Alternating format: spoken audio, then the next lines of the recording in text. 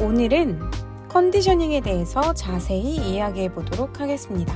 컨디셔닝은 자연 상태에 있던 꽃들을 사용 목적에 맞게 다듬는 과정입니다. 이 컨디셔닝을 해야 한 송이 한 송이 꽃을 오래 볼 수 있기도 합니다. 이 작업은 꽃을 잡는 작업만큼이나 중요한 과정이에요.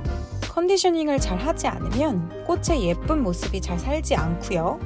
결과물에 정말 많은 영향을 끼칩니다. 오늘은 그 방법에 대해 가볍게 알려드리려고 합니다. 컨디셔닝 시에도 꽃 종류에 맞는 도구를 사용해야 합니다. 적절한 도구를 사용해야 다루기도 편하고 나도 그리고 꽃도 다치지 않는 안전한 방법입니다. 오늘은 컨디셔닝에 앞서 필요한 대표적인 도구 3가지를 소개해 드릴게요. 먼저 꽃가위입니다. 꽃가위는 꽃의 줄기를 자르거나 잎을 다듬을 때 등 꽃을 다룰 때 빠지지 않는 가장 중요한 도구입니다. 일반 가위보다 식물을 잘 자를 수 있도록 특화된 가위로 꽃을 하실 때는 주방 가위나 사무용 가위를 사용하시는 것이 아니라 이 꽃가위를 꼭 사용해 주셔야 합니다. 두 번째로 가시 제거기가 있습니다. 가장 많이 사용하는 꽃 중에 하나인 장미를 다듬을 때 사용하는 도구인데요. 가시와 필요 없는 잎을 정리할 때 장미 줄기를 잡으시고요. 잎을 제거하고 싶은 기준점 밑으로 쓸어내리면서 사용해 주시면 됩니다. 장미 잎과 가시를 효과적이고 빠르게 정리할 수 있습니다. 주의하실 사항은 너무 세게 잡고 쓸어내리게 되면 꽃줄기가 끊어지거나 상하게 되니까요. 적당한 압력을 주시는 게 포인트예요. 마지막으로 플로랄 폼이 있어요. 플로랄 폼은 오아시스라고 불리기도 하는데요. 오아시스는 사실 플로랄 폼 브랜드의 이름이라서 플로랄 폼이라고 불러주시는 게 사실은 정확한 명칭입니다. 플로랄 폼은 센터피스나 공강 장식을 할 때 없어서는 안 될 꼭 필요한 도구입니다. 녹색 벽돌 모양으로 물을 잘 흡수할 수 있는 소재로 만들어져서요. 물을 가득 흡수할 수 있습니다. 여기에 꽃을 꽂아주시면 물에 직접 꽂지 않아도 그 역할을 대신할 수 있는 도구입니다. 이 도구들로 컨디셔닝을 시작해 보도록 할게요. 꽃은 다양한 종류가 있습니다. 다양한 꽃마다 컨디셔닝 방법이 조금씩 다릅니다. 그래서 가장 많이 쓰이는 대표적인 꽃 5종의 컨디셔닝 방법을 소개하려고 합니다. 먼저 장미는 대표적인 줄기가 단단한 꽃 중에 하나예요. 몇 가지 예외적인 꽃을 제외하고 대부분의 꽃은 줄기를 사선으로 자르게 되면 일자로 잘랐을 때보다 물을 흡수할 수 있는 표면적이 더 넓어져서요. 꽃잎 끝까지 물을 가득 머금을 수 있게 합니다. 다음으로 카네이션 컨디셔닝 방법이에요. 카네이션은 다른 꽃들과 다르게 마디를 가지고 있는 꽃입니다.